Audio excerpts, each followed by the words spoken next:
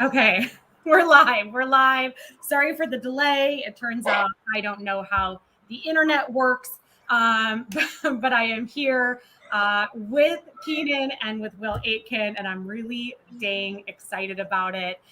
So thank you for folks that are joining us.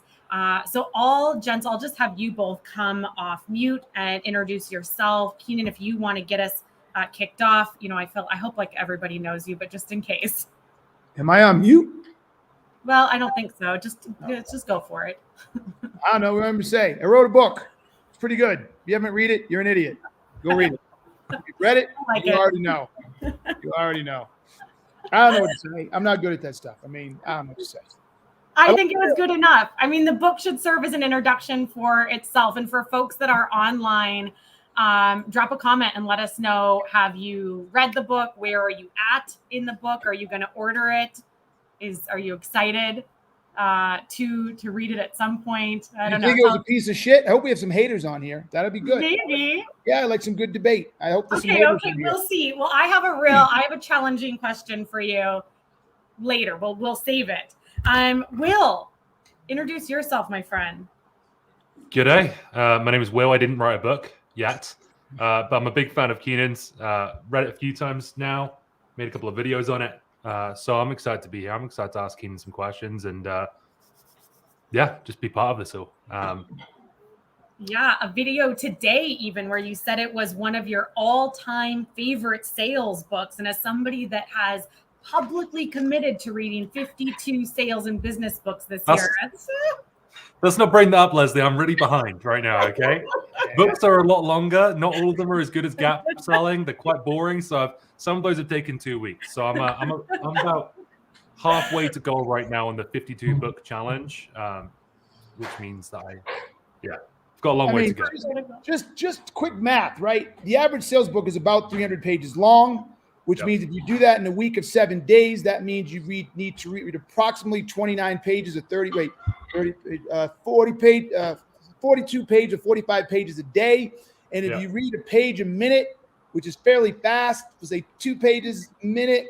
The way around. Let's say a page a minute. It's basically an hour a day of just straight reading. Yeah. Unless you're a bookworm, most people understand sitting down and committing to reading a book for an entire hour is rare. Like, that is a legitimate commitment. It's not like fucking TV. So, dude, I'm damn impressed.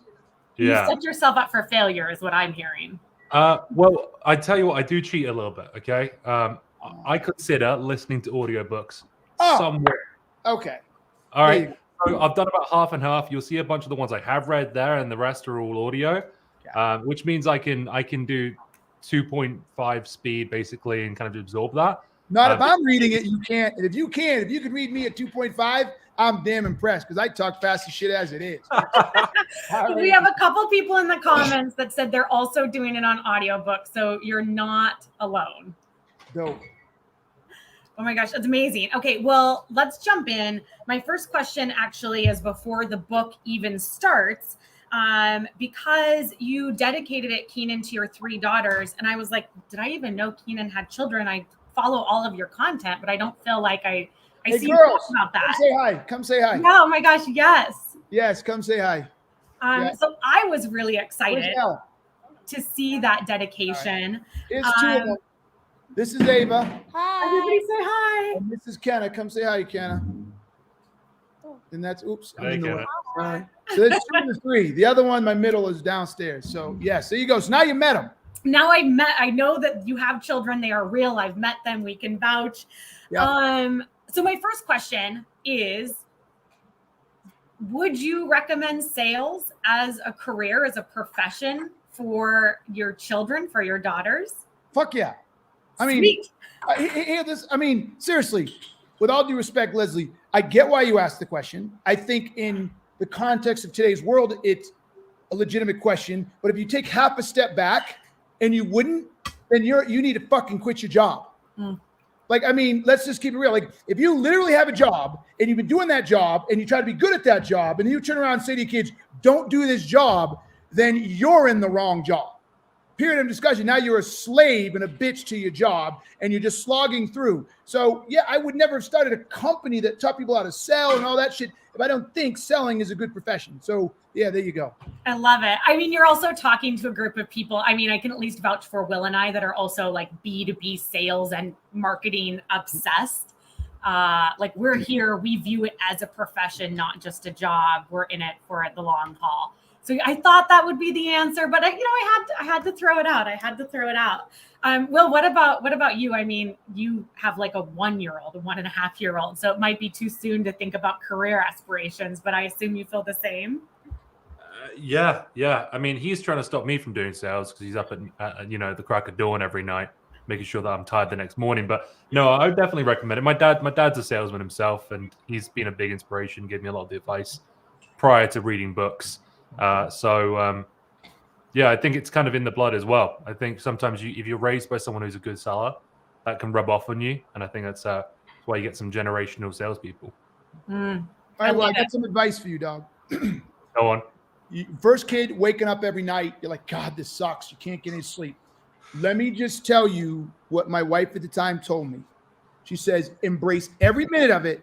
It goes so fast, you will look back like, oh my God, what happened? And at the moment, I was like, yeah, right. But I mean, even though we're divorced, I give her credit for that. And I actually listened to her. And when they were 1 and then 3 and then 5 and 9, 7, now they're 16, 15, and 12. I see videos or pictures when they were little. I'm like, oh my God, where did it go? So, and lean in, dog. Lean in, because you will wake up and they'll be 16 and you'll be like, what the fuck happened? There's actually a really good podcast called The Longest Time. 90% of the time you spend with your children, 90% of the time you spend with your children your entire life is in the first 18 years. Somebody else just told me that recently. Oh, Scott Sambucci just told me that recently. And I was like, that's kind of wild. I wonder if my parents banked on that and then they got more of me than they wished for during the pandemic. Never. They're amazing. They love me. You moved back in, Leslie. So let me ask you this. So Keenan, one of the things I also learned about you, besides the fact that you have 3 daughters, is that you started blogging in 2009. And I think like maybe blogs were cool then, but like content creation wasn't really cool the way it is. Like there wasn't this whole like content marketing influencer sort of dynamic. You have like over 60,000 followers on LinkedIn. You obviously have your following through the company. So because content is something Will and I love and do as well. Just, we're on the journey to maybe where you're at. So what advice would you give us or what advice would you give the folks listening that want to start or accelerate their content journey? I think in order to do a content journey, you have to appreciate the power of reach. If you do not respect or appreciate or value reach, then content is a waste of your time. And so I wrote a book. I think it's actually in many ways better than gap selling, but doesn't do nearly as well, called Not Taught. And I liken Not Taught, I liken reach to oil and gas, right? And what was the other one I picked? I can't remember the other ones off the top of my head. Finance is being one of the most valuable things in our economy. And people don't understand that. So if you think about the barons of the 20th century, other than oil and gas barons, one of them was Hearst, whatever his name is, right? Because he had reach. Newspapers, televisions in the 1920s, broadcasters, they were the richest people in the world other than your oil and gas people because they had reach. Now, you couldn't create your own reach when my parents grew up, but you can create your own reach now. And if you don't think that's a valuable asset today, you're over 50 and you got your head in your ass, because kids don't even have to go to college anymore. Like literally, everybody gets so mad at all these kids making all this money, on internet doing stupid things, doing dances and all that. It does. What value is in that? The value is that 25 million. What's that? D'Amelio? What's that chick's name? D'Amelio? Charli D'Amelio on TikTok has like 100 million followers because she just dances around in a fucking circle. If the 125 million people think it's valuable, it's valuable. Sorry, old guy born in the 50s and 60s, you think it's dumb. She's a millionaire dancing around, and you're still working for the man, wondering how you're going to pay your goddamn mortgage when you're 75 years old. So reach is everything. So that's what I'm doing wrong. Just more dances, less sales tips and insights. I know. I kid. It's not me. But yeah, so that's the fundamental answer. Is it's about reach. And after that, if you believe in reach and you value reach, then figure out who you want to reach. Why would they want to pay attention to you? And then start creating content that that they will respond to. And little by little, over time, your reach will grow, and then that becomes a valuable asset. Yeah. I saw today on LinkedIn, I don't remember which school it was, but like a prestigious school is offering a full course on how to create and monetize social channels. Brilliant. Yeah. I think I'm going to fuck it up as a school, but brilliant. Will, you could probably be a teacher there at some point. You took your own account plus sales feed. And then how long have you even been running the sales feed account? Like less than a year? Yes, about 5 months. Yeah. Yeah. And you took it 0 to 40. Like what's like, because you do a couple dances. You mostly do stuff with lightsabers. I'm not much of the ribbon, but I do succumb to some dances just for the reach, right? Just for the reach. But TikTok's good for that. That's where you get the most reach right now, which is where you and I have both built a following, Les. Yeah, we love it. Okay. Let's dig into the actual book. I just didn't know I was going to learn all of these things about Keenan before like the meat and potatoes of the book started. So something that I loved were your 9 truth bombs. It's like very early in the book. So everybody that's picked it up, you've probably already seen this. I put them on the screen. So challenge to everybody that's joining us, listening, tell me which is your favorite of the 9 truth bombs. Tell me which is your favorite. And then I also want to hear from you, Keenan and Will. I'll start. Mine was definitely sales are emotional. I feel like my entire career, it's something that I feel like I'm talking to a stop sign, like just beating my head against the wall, trying to convince salespeople that it's emotion that sells. And now we have all this data, like I've been here for 15 years that says people buy with emotion, justify with logic. But even with the data, so few people believe it. They're like, no, but I need to have my 17-page slide deck, or I need to have, all my statistics in my 1-pager. And I'm like, no, you just need one really good, like compelling story that sticks with them, that excites them, that motivates them. So I mean, they were all good, but I particularly like number 5. You still believe, Leslie, after reading Gap Selling, that the salesperson needs one convincing, compelling, emotional story? I think if I had to choose a fact over a story, I would choose a story every single day. Okay. If you had to choose a fact over a story, but if you're a Gap seller, that's a false narrative. Okay. Well, we only have like 50 minutes, so. But take that and put it into Gap Selling language. So if you had said you need one powerful, difficult, painful problem that is making the person's life miserable, there's your emotion, right? I don't need a story to sell, right? I may need a story as like a cherry on top to just make it feel good. But the story I tell is your story, Leslie. If I'm selling to you, I'm telling you your story back to you. I want you to look at Gap Selling as like a giant, I go in, it's a giant 5,000 piece jigsaw puzzle, right? And the buyer says, look, I know what it looks like. It's this, but that's the front of the box. I then start asking questions. They start to realize the puzzle's not put together, right? And so I make them put the puzzle together, and then I say, that does not look like that. And they're like, oh shit, you're right. It isn't I thought it's a picture of princesses, but it's in a box of mountains. I need it to look like mountains. Great. And then I tell their story back to them. And there's the emotion when I tell their story back to them, and it's all fucked up and it's emotions. There you go.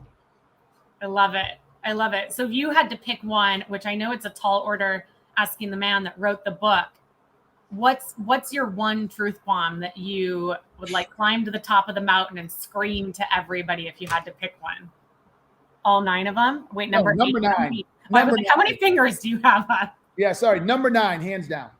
Ooh, okay. I feel like there were a lot of like threads in the book because like some of the other quotes I wrote down were like, Yeah, all like very much about that. Like it is just, it's not about you. How can you get this through your thick head? It is just not about you. I love it. What would you say, Will? And we got some people dropping theirs into the chat as well. There's some good questions being thrown in there, I'm not gonna lie. But number one, salespeople spend so much time with customers who don't have problems or who haven't accepted they have problems, or the fact they haven't even uncovered one. And they feel like they're really busy, and then they wonder why none of their sales closes. No business is going to make a purchase if it's not fixing something. If it's not broken, don't fix it. These people are going to be... People are like, oh, I've done all this work. Well, you skipped the first step. There was no problem. You were never going to close the sale. You would have spent better time cold calling people and trying to find people who have real problems. Yep. So yeah, number one. Yep. All right, and I put some up on the screen as well. But a lot of the sales happen when the future state is a better state, absolutely, which certainly was tied to the piece around like customers are only going to change when there is a distinct reason to change. That future state is worth it. Love it. Okay. Oh, stop. They're going to change when their current state is untenable. They do not buy because of the future state. People miss this point, right? And actually, I came up with this a little while ago, and I'm going to put it in the next book. And I'm mad that I didn't put it in this one. So what are they called? Revisions? Those books when you rewrite them, revisions, some shit like that. So when I do Gap Sell and Revised, this is going into it. This is deep shit. I've done 2 videos on it. They haven't done nearly as well. And so even though I'm not very bright, every once in a while I think I'm smarter than most people. They can't fucking keep up. So here's how it works. In every sales training, every sales environment, no one's noticed this. At the end of a sale, we ask salespeople to do 2 things. Sorry. At the end of the sale, we ask the buyers to do 2 things simultaneously. What are they? At the end of the sale, we ask the buyer to do 2 things simultaneously. Yes. Yep. I don't give very us last thing in the sales process. Give us their money. Okay, I'll go with it. Buy us. Buy our product service. Yep. And what's the other thing? Leave the status quo behind. Change. Yes. Look, it's almost like I read the book. Yes. And so here's the deal, though. That is not smart. That's too much for buyers. People don't understand that you need to pull them apart. And in the beginning of the sale, in the first 25% of the sale, you've got to get the buyer to come to a status that says, I can't stay here. Staying here is not an option. That is not okay, right? And once the buyer realizes that staying where they are, the cost of staying where they are is too high, then you can start moving them to your product. And when you do that, do you know how many times you lose to the status quo? Almost zero. And yet out of 50, 60, 75 years of training, and so to this cat who asked Walters, would this message resonate in 55, 65, 75, and 85? It would. I would sell it a little different, but it would. You wouldn't lose to the status quo, but we haven't been doing that. For all this time, we've been forcing people to make 2 giant decisions at the same time. Even the client doesn't even recognize they're doing that. Yeah, it's a very interesting point, because I think often like salespeople frame it as I have to get them to leave a competitor, or like, choose me over, Jesus, I almost knocked my water over, choose me over choosing somebody else. But often if you're new to market, or like particularly the product I just sold, because it was new to the US, like there wasn't a competitor. They weren't spending that money with somebody else. So we had to show them what the loss was. We had to show them what it was costing them to not take action. And it's fun. It was a very fun sale because it was hugely consultative. But yeah, it is a difficult sales skill to learn, and one that I don't think I really got until a bit later in my career. Yeah, good. Well, Greg says thanks. Okay. All right, let's see. We're going to switch questions. I'm going to see if I can remove these slides and make our faces bigger, and I did it on my first try. Whew, look at us, team. Okay. So there's so much it was really hard to only pick like 7 questions, because there was so much I wanted to dig into. So I'm going to skip right to the section on how to play, like how to actually use the gap selling. And you have a chapter that's called Get Them to Let You Help Them. And so I'd love maybe Keenan, your take from a sales perspective, and then maybe Will, your take from a marketing perspective to kind of put you on the spot. But from a sales perspective, Keenan, what do you think for our audience? It's like one thing that most of them are not doing today, that if they start doing tomorrow, it's going to dramatically change their ability to get prospects to let them help. Understand the buyer's world and the problems they're struggling with as it relates to the problems your product or service fixes. You need to know where to look for the problem. What people don't understand when we do the trainings, we often hear people say, well, they don't want to answer the questions. They just tell me to hurry up and get to the product. And they answer one or two and they're like, just show me the product. And what I don't think salespeople get is if you're asking questions and the buyer just wants to move on, they see no value in your questions. But if you're asking questions and they're answering them and they continue to answer them and they'll spend an hour with you answering those questions, that means you're asking questions that they see valuable, and it's helping them see their business in a different light. And they see, wow, this is beneficial to me. They'll sit there all day with you. The problem is salespeople don't know how to do that. So understand their world, which will allow you to ask better questions, which will add value to your questions, and the buyer will let you help them. I love that. And maybe like very tactically, before you get on a call with a customer, what are some of the pieces that you need to show up to say, I've read, like, help me understand if I got this right, or what I've been seeing is no. See, what do you think? I've been seeing, because that takes them to somebody else's world. So what we do is we build the pick. So if you haven't read the book or you read the book, go get the pick. And the pick is the problem identification chart.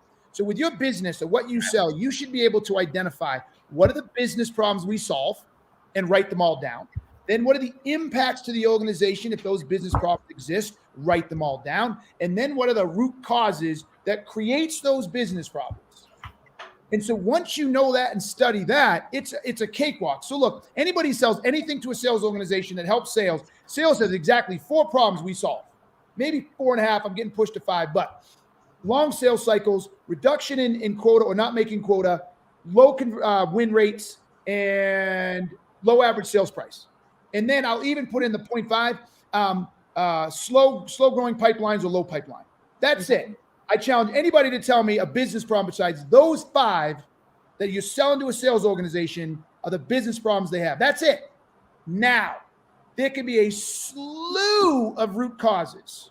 Sales team doesn't know how to do discovery. Sales team doesn't understand the business problem. Sales team doesn't understand the product. Sales team hasn't been trained very well. Sales team is product centric. Sales team does a lot of pitching. I'm just throwing, I could go forever, right? So as you hear you ask your first wide open question. Tell me a little about your sales organization and what you're concerned with.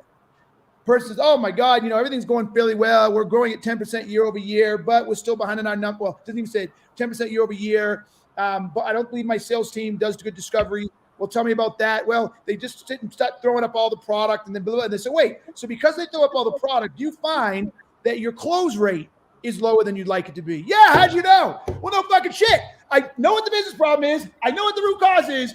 You said this. I know what that leads to. Boom. It's like being a doctor. I know what the problem is. I know the ailments, so take root cause and problem out and turn it into ailments, symptoms. I know what it is ahead of time because I built the pick. That was a long answer, but that's how you do it.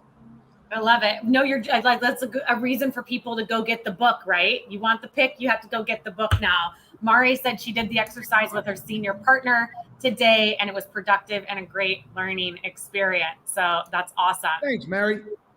That's amazing. Thanks for sharing that.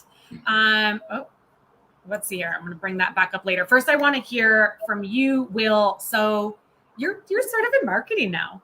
I don't identify as a marketer still. I'm a salesperson who works in marketing right now. Trader.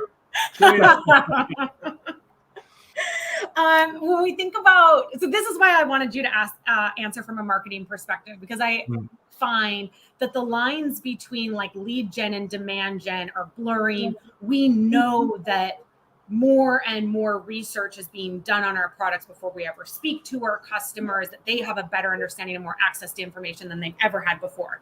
So I think the role of demand gen plays an increasingly important role in like where salespeople get to pick up conversations and sort of what our prospects already think about us. So what, like from a marketing perspective, what's something that our audience isn't doing today that you think that they should start doing like tomorrow to help this full flywheel of understanding our customers better? The same thing that salespeople need to do is focus on the problem. Like I see so much marketing that's like, hey, we're going to improve your close rates by 20%. That may as well be I don't know another analogy for this, but that could be like a penis enlargement pill. That means nothing to anyone. That's like candy, right? Like what you need to be focusing is almost educating your buyers to that symptom problem. Maybe not get so deep because you need a salesperson to actually really do that and ask some questions and figure that out, like Keenan just said. But you need to be focusing on the problems, the symptoms, and potentially some of the impacts of those problems on their business that get them interested. And that will get you way ahead of like they rocking up and they're like, oh, we just want to see a demo because we've already figured out we have a problem. But you want to get ahead of that before you even start looking at providers, because otherwise you're just doing that. You're just trying to compare apples to apples. That's not a good point to jump in. That's often why I think people jump in the phone. They're like, I want a demo. I'm looking at 6 solutions today. I want a demo from you. I don't want to ask you questions. You want to get them before that happens. Okay, that's like a perfect segue to my next question. Because are you just having like a glass of whiskey? It's light here, Leslie. I told you I have a little one and another one on the way. So it's not judgment, it's jealousy. It's not. I did a TikTok yesterday that was like our entire whiskey cabinet just to like rub it in the face of like Ronell Richards and a couple of other people that were like, oh, look at me. So I'm with you. Okay, but it's a perfect segue because you were talking about demo. Chapter 11 is all about how to run an amazing demo. And I think kick-ass demo is the terminology you use. And maybe a spoiler alert for folks who haven't gotten to chapter 11 yet. Keenan says like absolutely never. There's probably an F-bomb in there. Demo on the disco. And depending on who you ask, that's an unpopular opinion. Like throw that up on LinkedIn and I'm sure there's plenty of people I don't give a fuck that are good. Well, I know, and that's why we love you. I don't. I'm right. And the people look at here's how I know I'm right. Ask somebody why they would do them both. In 99% of the time, it's for expediency. Nobody has explained to me the value to the buyer and the selling process, why doing them together is valuable. It's all about expediency. So if expediency is your motive, you already know it's the wrong motive. Okay, so here I want to put the buyer at the center and challenge you. For the record, I'm just being argumentative because I don't actually demo on the disco. So we have like a band, demo on the disco. I like that. Demo on the disco. We should get t-shirts. I like that. So we have a huge amount of SaaS companies, probably companies that are in our own tech stacks that have a PLG, a product-led growth model, right? And often that's starting with like an easy to access freemium, and then they're upgrading to their mid-market enterprise, which involves more of that sales-led model. What I hear from a lot of those folks is that their customers show up, they know exactly what they want and what they want to solve for and what features they're looking for, and they know what 3 competitors in the space they're going to look at, and they will not give you the time for a like separate disco demo because they don't view that as a good use of their time. They don't have the time. They know what they want. They're educated. So the answer is, we'll split it, which you say, don't even split it. That's not even an acceptable balance. Yep. But what is the balance between meeting our buyer where they are at, if we have those educated buyers in the PLG space showing up, versus wanting to have that deeper conversation with the buyer so you're freaking showing them the right pieces of the product on the demo? All right. So this is where I do meet in the middle, and I don't even call it meeting in the middle, right? If a buyer refuses to have a meeting in, let's say, in a PLG environment, and they refuse to quote unquote do a discovery, I'm like, fine, we'll do both. But if you do it right, an hour will go by and like, oh, we didn't get to the demo, and they'll reschedule. Okay? Because listen, buyers, I'm probably going to lose some business right here. But anyways, 95, and I can't prove it, but I'm pretty right. 95% of the time, the buyers don't know what they want. They think they know what they want. They think they know what they're doing. And they're like, I want this feature and this feature. I want this. But why? But why do you want it? What are you going to do with it? And, oh, by the way, they lack the industry knowledge in some cases to apply it properly. Mm-hmm. Right? So they get exactly what they want, and then they realize that as it matures and it moves on, I made this mistake as a buyer. They realize, oh shit, I can't do this. And they didn't know they can't do this because they weren't thinking about this when they bought, and now they're pissed. I use this example all the time. I'll be quick, but it makes sense. I'm a Jeeper. I got this really dope, jacked up Jeep, blah, blah, blah, right? When I bought it, I didn't know anything about lockers. Will, does that mean anything to you? Yeah, lock your stuff in. So no, lockers it locks all four wheels so they turn simultaneously, all four wheels. Oh, so it like doesn't spin out?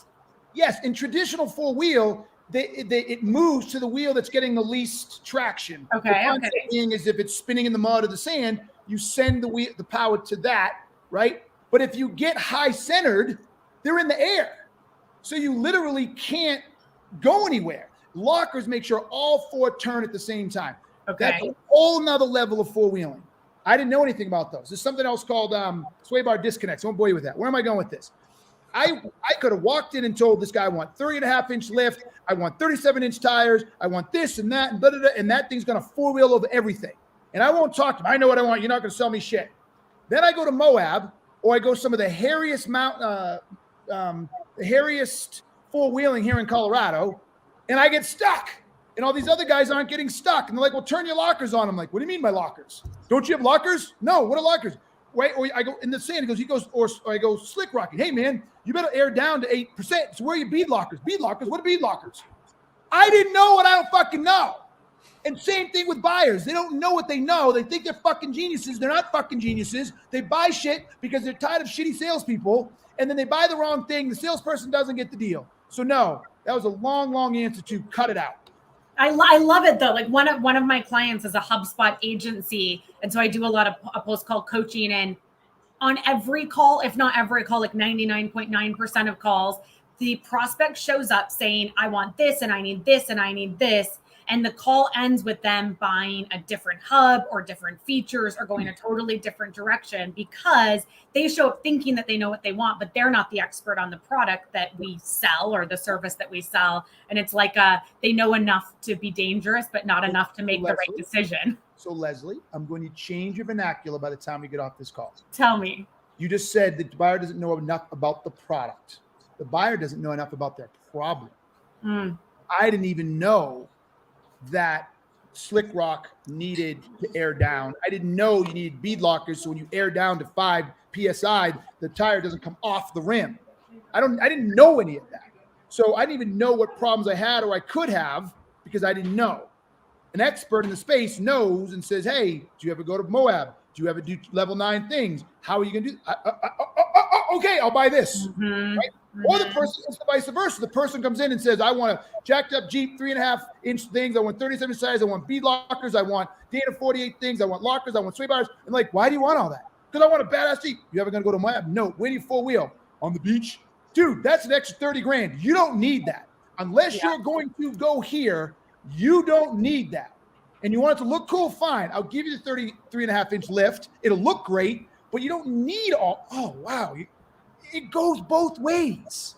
It's the problem, Leslie. I'm beating you up. Go to the problem. Stop talking about the solution of the product.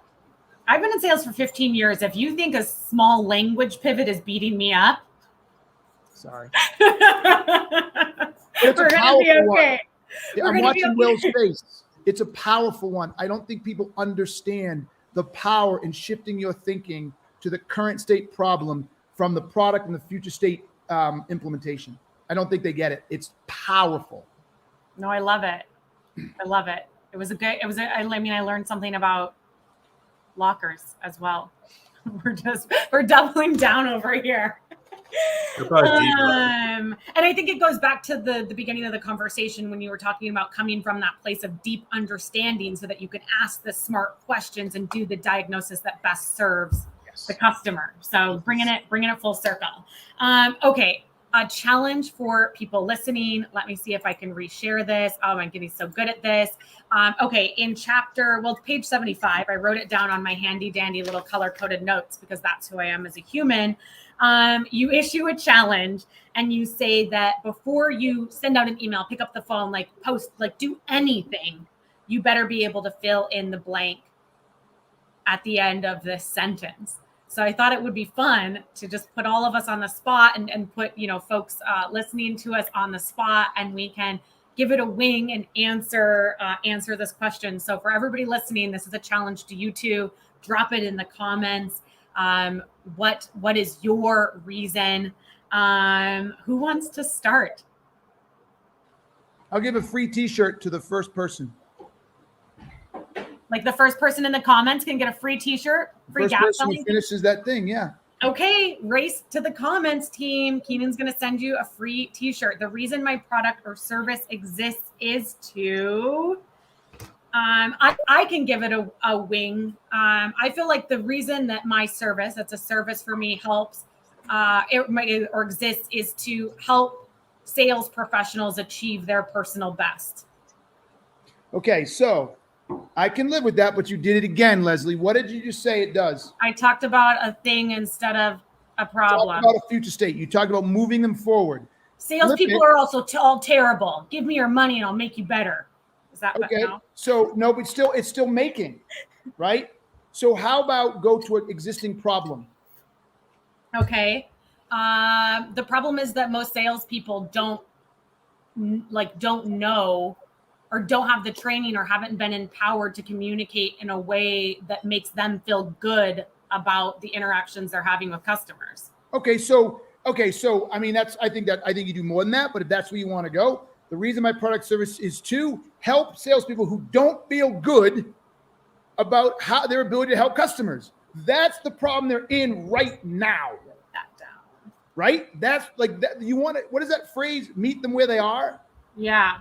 Right. So, I mean, if I spent more time with you, I bet it's bigger than that. But based on what you said, that's someone's current state. And if you think your market, I'm not saying it's not, but if you feel your market is people who are not happy or comfortable with how they're selling to their customers now, that's the problem you solve. I did write that one down. I don't actually sell to individual sales reps, but I love that statement, and it will become a LinkedIn post very soon. That's the problem you solve. If you're a gap seller, your conversation should go to, how do you feel right now as a seller? Are you happy with your selling? Do you feel people listen to you? Do you feel they respect you? Do you feel they give you the credibility? Do you find that they don't, they quickly want a demo? Do you feel that they hang up like, see what I'm doing? Everything is, how do you feel? That's where you are now. Let's talk about where I'll take you later. I want to own you in where you are now. You see the difference in that vernacular again? Mm-hmm. Yes. Okay. Well, I do. I'm talking too much. I love it. Well, we also had some awesome people jump into the chat.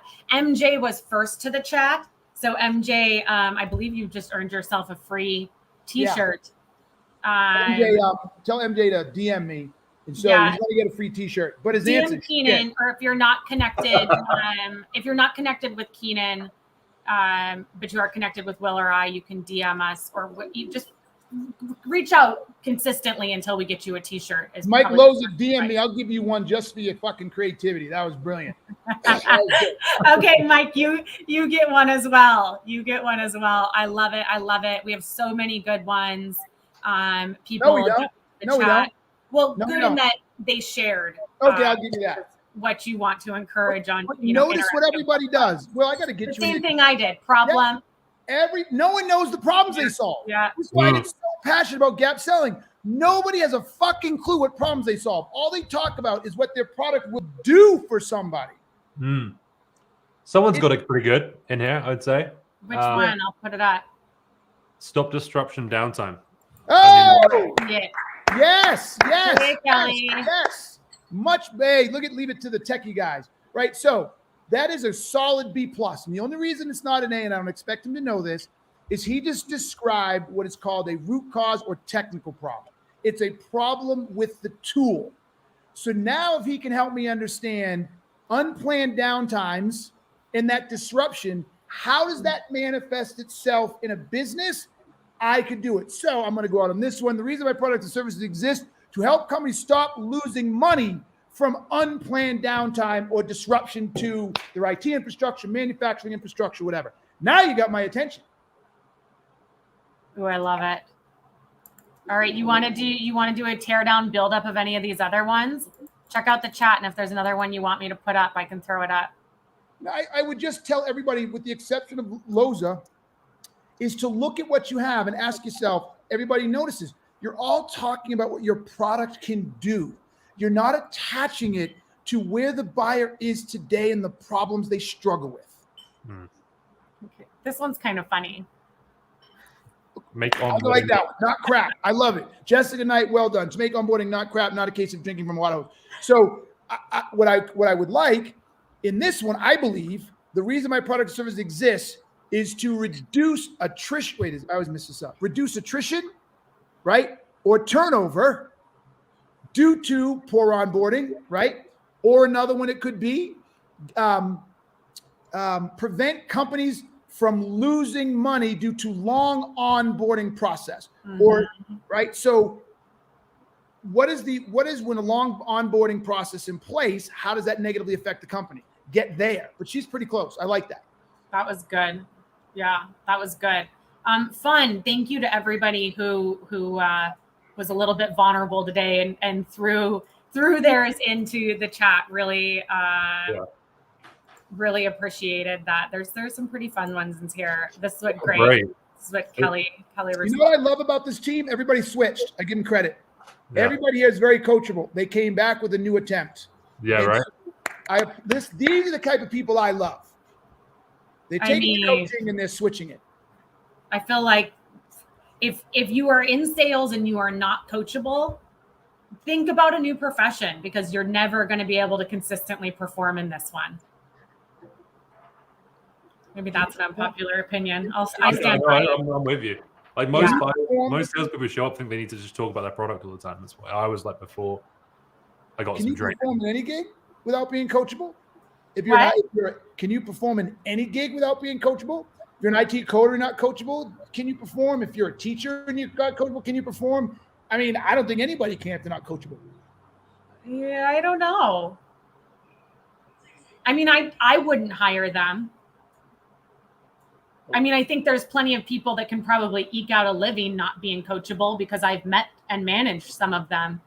But they're not going to be the top performers. You ever been to the DMV? Yeah. Okay, well, we've all laid our souls out, so you have. My mother-in-law works at DMV, so the Canadian equivalent at least. So I can, I guess I can make that sure, right? Yeah. All right, you got to bare your soul to us. We all gave it a try. What's yours?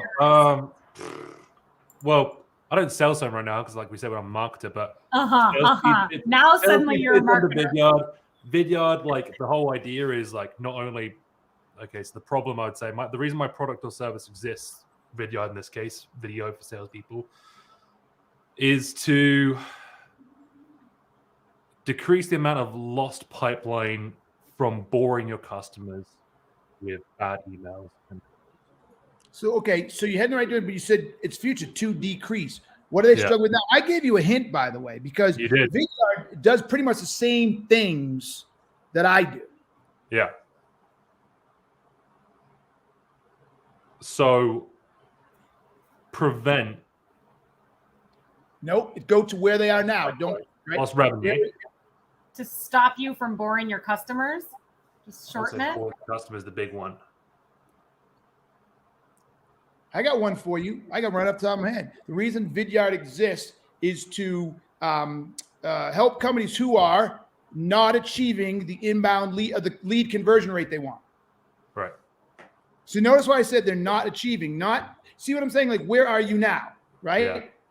So the reason my product exists is to help companies who are not making quota because they can't generate enough leads. Right? Is that not a problem you solve? That is definitely a problem we solve. There you go. Okay. Is this recorded, Leslie? Because I know it isn't, but I'm like, well, actually, I think I do get a copy of the broadcast. We'll see. I wrote mine down. I was like, I'm not losing that. The rest of the teams, the marketing team's like, Keenan just said that. All right, let's put that on in a quote out of context. Most people have to pay big bucks. Keenan's just here sharing this wisdom for free with us. I'm taking notes over here. Did that make sense, Will, though? Do you see what I did there? Yeah. And people ask why that's so important. Because the reason it's important and the reason gap selling leads with it is I can't go in. If I go in and try to get you to say, oh, I want to do this, I run the risk of going down the product-centric road. But if I go in and saying, go in looking for you to tell me that you're not growing as fast as you want, and you're not growing as fast as you want because your outbound conversion rate or your lead generation or your response rates aren't where they are, okay, I'm winning. So just imagine if I gave you a choice. You could have 20 prospective qualified opportunities who said, our response rate to our outbound efforts is 0.5%.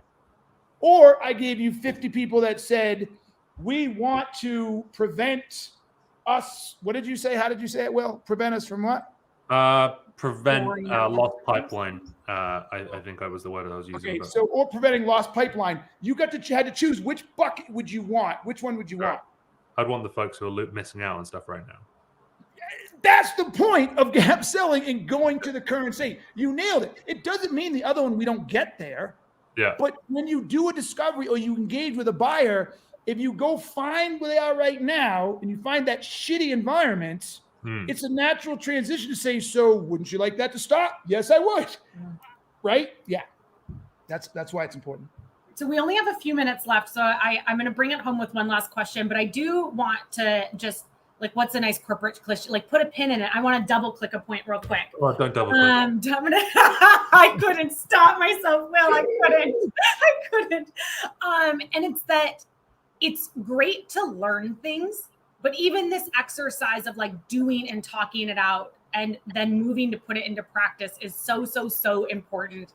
And I think often, or at least I definitely see this as a content creator, and I'm guessing you guys probably do too, is that people get into this habit of just constantly consuming information, and in consuming it, they think they know it, but they're not taking the time to action it and do it. So just a little pause, and it's a call to action to don't just read the book, don't just show up to this tomorrow or tonight, better yet, take that statement and rework it until you feel like you have that in the present moment statement, not that future statement, and then take it and put it on the phones and give it a go. We got a little +1 there. So just a little call to action.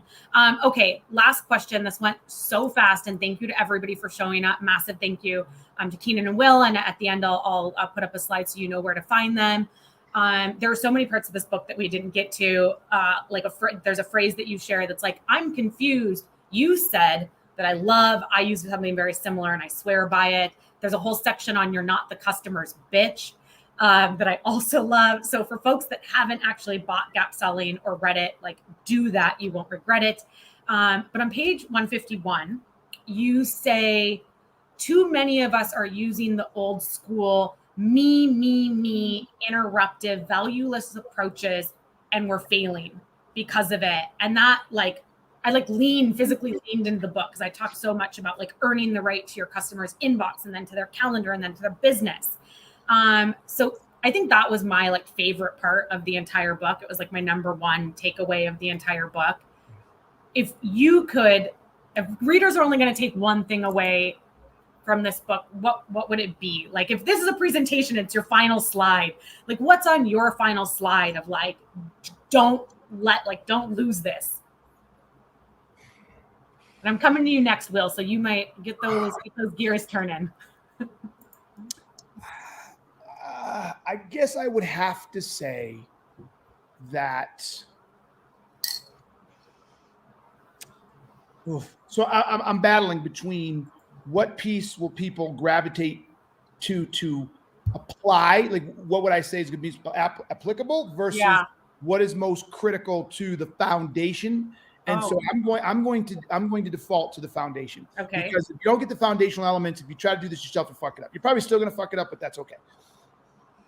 The thing that people have to get through their head in sales, which is the most important part, is that people do not buy unless there is a compelling reason to change. And what I like to say is nobody changes unless your current state is untenable or intolerable. So all of this effort to talk about how cool my product is and look at my phone and it's got a great camera and da-da-da-da and da-da-da-da, unless I have a current state problem that I believe is untenable, none of that stuff's going to make a difference to me. And what salespeople don't understand, and this is very important, and it's the reason gap selling is doing well, but it's not the number one in the world because it's so difficult to grasp unless you've gone through the training, is that when you spit out all the features, the buyer is processing for themselves behind a curtain, which you cannot see, what problems they have, and they're trying to attach and grab what you're saying and compile it to themselves. Whether it's right or wrong is immaterial. And when they're done with that, like, oh, I think I'll buy. And so you sold it thinking you were a great salesperson. But little do you know, you had no influence on that sale at all. They did it all themselves. And the best way I can describe this is, and I'll do it quick, because I've had 3 instances in the last year of a client coming to me and saying, I want you to speak at my SKO. One of them, they all went like this, but the one I described, I won't bore you, but I said, why? He gave me a bunch of answers. I said, this isn't going to work for you. Your problem is this. I will do it, but this is the problem. This is the outcome. This isn't going to work. He said, what do you think is going to work? I recommended this. He goes, we don't have the budget. I said, I appreciate that. But if this is the problem, and it was a $10 million problem, and this is going to grow to another $10 million next year, and these are the reasons, I don't think I will take your 50K, but I don't think it's going to work. He said, good point. So then he said, let's do this next year. I said, great. But you said that you're going to be 10 million behind. It's going to take 3 to 4 months for your team to get up, blah, blah, blah. You're going to lose half the year. He goes, good point. We don't have the budget for the end of this year. I said, is it a budget or cash? He said, it's a budget. I said, I'll work with you. I'll charge the second half later. He goes, great. It went from a $50,000 deal to a $250,000 deal. And it's not because I upsold them. It's because there was no curtain. And this is where I'm going with it. There was no curtain. I knew what his problems were. I understood the size of those problems. I knew what the root causes were. I knew what he was trying to accomplish. And so I simply just said, this isn't going to work. Do you think it will? You're kind of right. And so that got us here. So my point in telling you that story is 99% of most salespeople, and I know that was long, but to see where I'm going as I wrap it up, would have sold all 3 of those deals at $50,000, had $150,000 in their pipeline, and thought they were great salespeople. You don't know what you don't know. I turned all 3 of those into multiple 6-figure deals. Not because I upsold, not because I manipulated, not because I cheated, but because they didn't realize what they didn't know. And so rather than having $150,000 on the table to the average seller who closed a good for you pat on the back, there was almost $1 million in deals that they would never have known they would have gotten had they fucking pulled the curtain aside and figured out what is their current state untenable problem. So I know that was long, but did that help? No, it was a powerful example. And I think often salespeople are afraid to tell their customers no, or afraid to say, that's not right, that's not going to work, you're not going to get what you want, because they feel the pressure to just say yes, do the deal, get their metrics, etc. So I think that was a powerful example of like the positive cost to saying that's not it. Let's figure out what is. All I do is recite back to the buyer. This is, and Leslie, you bring up a good point. Will, I want to get you in here because this is good shit and I know you get it. But Leslie, what people don't understand is what you described. They're afraid to say that, but they're afraid to say that because that's their opinion. They didn't get the data and basically play it back to them and say, okay, I can do what you're asking, but you said boom, boom, boom, boom, and boom, boom, boom, boom. Mm-hmm. How will a 1 hour fucking rah SKO get you this? Accomplish that, yeah. And they're like, oh shit, you're right. Like you're literally right. So I'm never afraid to do that because I only do it when it matters. And the only way I do it when it matters is when I listen to what they've told me, what the problems are, what they're trying to accomplish, why they can't do it now, the impact if they don't do it. And then I'm like, sometimes I say, I wouldn't even buy from me. I don't think you have a problem. So once you know that, I just parrot people's worlds back to them. And why it pisses people off. I'm brilliant at that. I will listen to everything you say and I will parrot it back. And like, but you said it, not me. So there shouldn't be a fear. There's a fear now because they're not getting the right information. They're just saying, but you really need my phone. You don't have a phone with a camera that's as good. You need it. That's why they're afraid, because they can't tie you said you shoot your kids and you post on Instagram and you try to make your kid a stupid Instagram star. And you don't know that by not buying the camera, they're not going to achieve their goals. So you can't challenge them. All right, Will, go. Okay, Will, bring us home. I'm also going to add just a slide to find us. If you didn't pick it up by now or you don't already follow Keenan, follow him. He also has a whole company that does GAP certifications and GAP training and other good stuff. So I posted his website as well. And there's some places to find Will and I both on LinkedIn and TikTok. Will, no pressure, but you are the end cap to this entire amazing hour. So what do you think? I'd have the same notes you have ready, Leslie, with the page 151.